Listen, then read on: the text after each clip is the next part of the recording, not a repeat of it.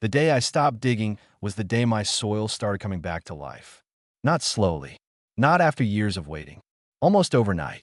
What surprised me most was that the solution wasn't expensive, complicated, or based on some secret gardening trick. It was something most gardeners throw away without a second thought: plain cardboard. The moment I understood what cardboard was actually doing beneath the surface, I realized I had been working against nature for years. Every time I grabbed a shovel, I thought I was helping my garden. In reality, I was disrupting the very systems that healthy soil depends on. Since then, I've completely changed the way I garden, and once you understand what's happening underground, you may never look at digging the same way again. If your goal is healthier plants, richer soil, bigger harvests, and less work, this simple method might completely change how you think about gardening. Most people assume digging is essential. It feels productive. It looks productive. Turning over soil gives us the sense that we're improving it.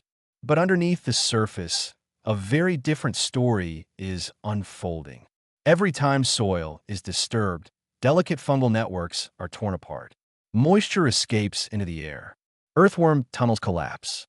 Beneficial microbes that spent months building a thriving underground ecosystem suddenly find themselves exposed to conditions they weren't designed to handle.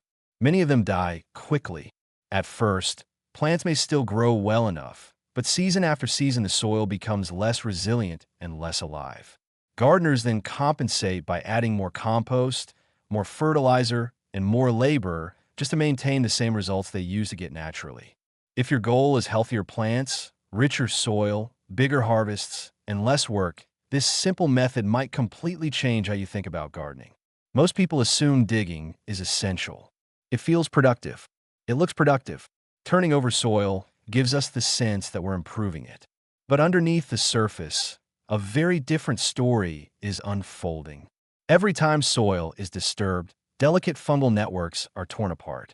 Moisture escapes into the air. Earthworm tunnels collapse.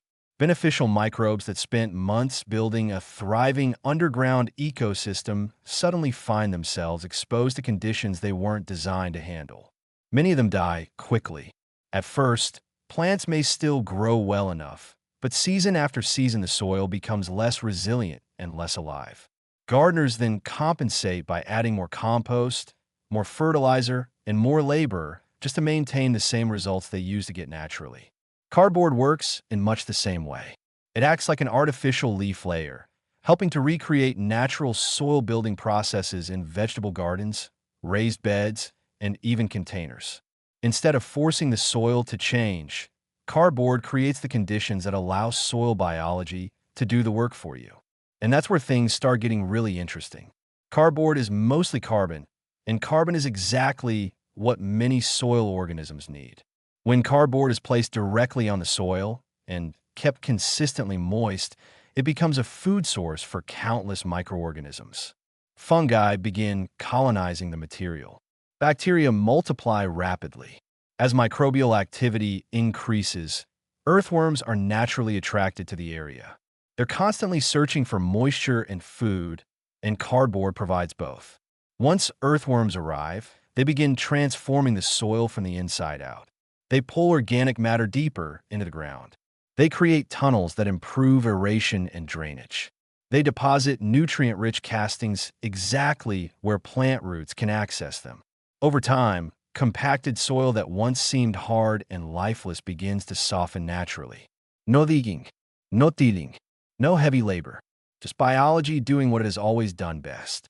Applying the cardboard method is surprisingly simple. Start with plain brown cardboard and remove anything that doesn't belong in the garden. That means tape, labels, stickers, staples, and glossy coatings. You want clean cardboard that can break down naturally and safely.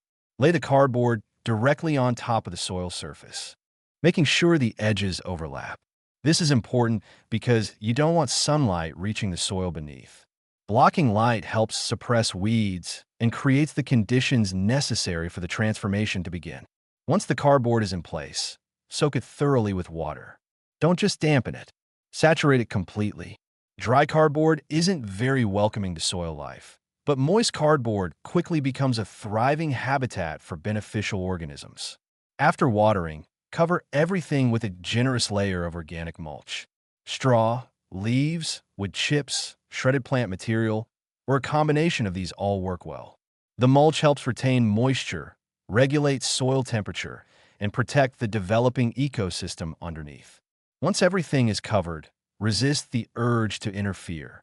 This is where many gardeners make their biggest mistake. They become curious. They want to lift the cardboard, check the progress, or see what's happening underneath. But the real power of this method comes from leaving alone. The less you disturb the process, the better the results tend to be. Moisture plays a critical role throughout the entire system. Soil life depends on water, and cardboard dramatically reduces evaporation. Because the soil remains covered, moisture stays available much longer than it would in bare ground. Even during dry periods, microbial activity can continue because the environment remains stable. Studies consistently show that covered soils retain significantly more moisture than exposed soils. This means less watering, less stress on plants, and better growing conditions overall. If conditions become unusually dry, simply water from above. There's no need to pull back the mulch or inspect the cardboard. Trust the process and allow nature to keep working. One of the most remarkable benefits of this method is how it helps create humus directly in place. As cardboard slowly decomposes, fungi break it down and combine it with minerals already present in the soil. This process creates stable organic matter that improves soil structure for years to come. Unlike traditional compost piles that require turning, monitoring, and waiting, this transformation happens exactly where it's needed. Earthworms help distribute the material throughout the root zone, improving the soil from top to bottom. Over time, the soil becomes darker, softer, and more crumbly. It holds water better, drains better, and supports far more biological activity than before. Perhaps one of the most satisfying benefits is what happens to weeds. Cardboard blocks sunlight completely, preventing many weed seeds from germinating.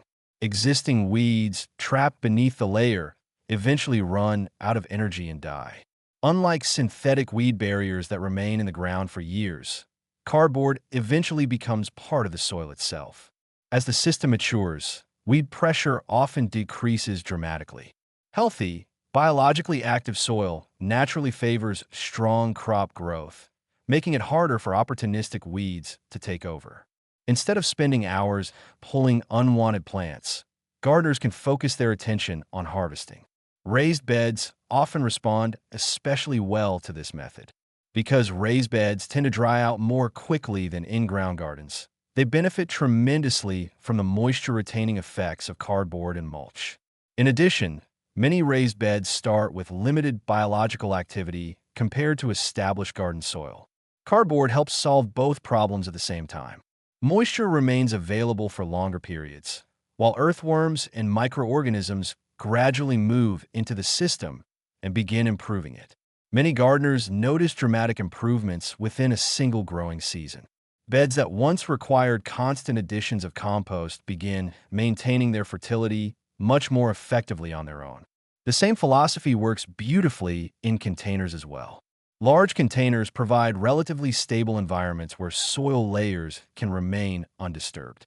When filled with high-quality organic soil and protected with mulch, containers can support impressive plant growth without any digging whatsoever. Compost, worm castings, and mushroom compost provide a steady supply of nutrients, while mulch helps conserve moisture and reduce temperature fluctuations. Because the soil structure remains intact, roots can establish themselves more quickly and experience less stress throughout the growing season. It's essentially no-dig gardening scaled down into a format that works almost anywhere. Even heavy-feeding crops can thrive in this system. Living soil reduces the need for constant fertilization because nutrients are continuously being cycled through biological activity. For an extra boost, many gardeners occasionally apply compost tea. A simple batch can be made by soaking 1 shovel of finished compost in about 10 liters of water for roughly 12 hours. This isn't about force-feeding plants. It's about feeding the microorganisms that support them.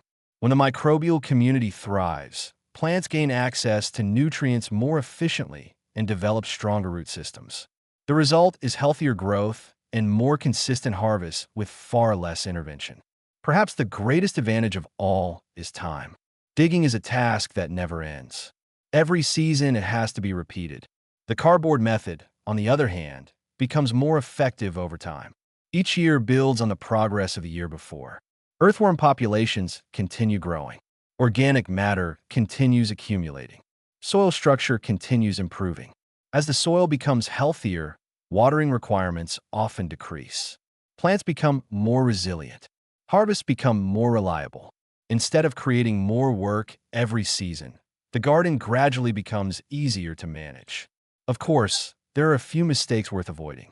Glossy cardboard should never be used because some coatings may contain materials you don't want in your soil. Allowing cardboard to dry out completely can slow biological activity dramatically. Digging underneath the cardboard defeats the entire purpose of the system, and removing the mulch exposes the soil to unnecessary moisture loss and temperature swings. For best results, keep the cardboard covered, keep it moist, and leave it undisturbed. Those three simple principles are responsible for nearly all of the success people experience with this method. What I find most fascinating is how quickly patience starts outperforming effort. For years, I believed better gardens came from working harder, digging deeper, and spending more time fighting the soil into submission. Now I understand that the healthiest gardens often come from doing less and allowing natural processes to take the lead. Digging treats soil like an object. Cardboard treats soil like a living ecosystem. Once you see earthworms multiplying on their own, roots pushing effortlessly through soft soil, and crops thriving with less maintenance than ever before, it's difficult to justify going back to old habits. Nature already knows how to build soil. It has been doing it successfully for millions of years. Cardboard doesn't replace nature. It simply creates the conditions that allow nature to take over again. And sometimes the most effective gardening technique isn't doing more. It's finally getting out of nature's way and letting the soil come back to life.